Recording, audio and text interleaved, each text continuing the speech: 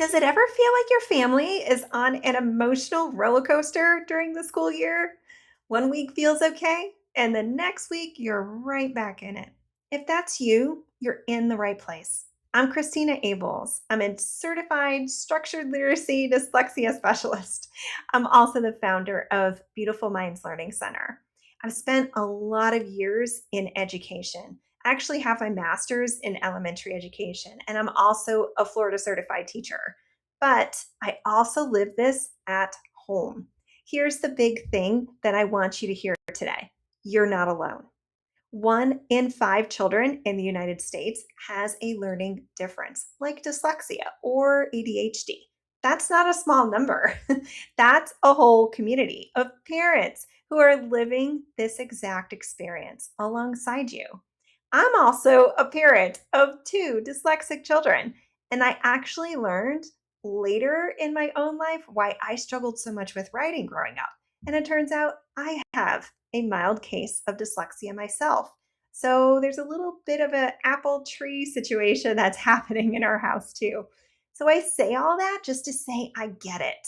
So let's talk about the ups and downs, the emotional roller coasters when you're dealing with a child who's having those learning struggles, especially in public school. There's a lot that's happening, a lot of setbacks, a lot of frustration.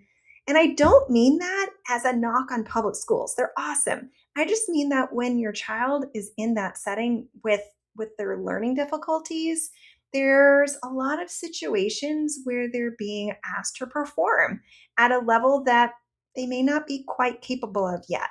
And that creates real frustration for them and then real conflict for you as you try to help. So, here's something worth just naming out loud: this is normal, this is expected. Having these ups and downs with learning difficulties, it's par for the course. So, just being able to say, okay, yeah, I get it, it's hard, but we're going to get through this, that can really genuinely help.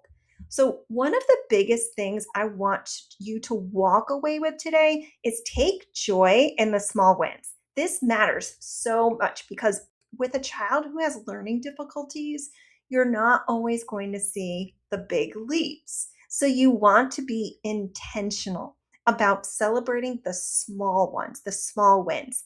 Maybe they've been getting 60s, let's say, on assessments, and now they're up to 70. That's growth. Let's celebrate it. Maybe it's one new word that they finally mastered after struggling with it for weeks. That is still growth. Even if it's not going to show up clearly on a report card, it's about being able to say, look at this, you made progress. That's awesome.